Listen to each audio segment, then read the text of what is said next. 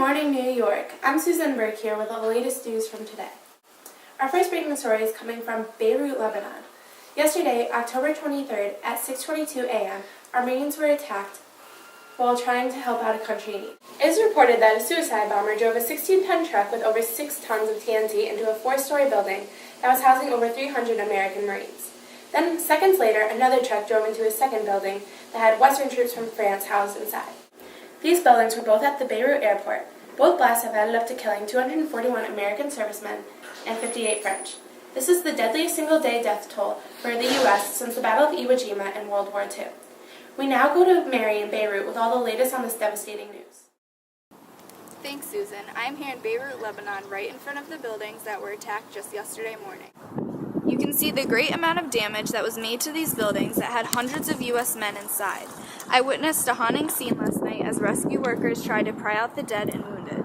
Identifying these men has been extremely difficult because all Marine records were inside the building that was blown up.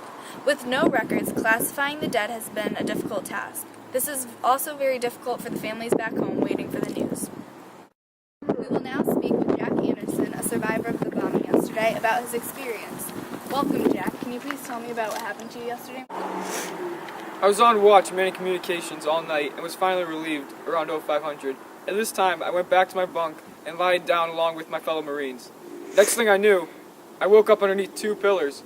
Eventually, I was able to pull myself out and escape from the scrap. What was it like inside of what was left of the building?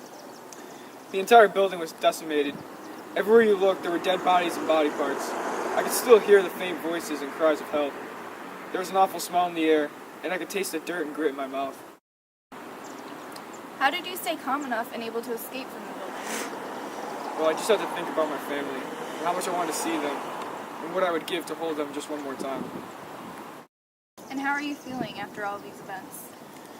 I don't think these images will ever leave my head, and I will always be reminded of this tragedy. But I am lucky to be alive, but I'm very sad of all those around me who didn't make it and their families back home, and I wish them all well.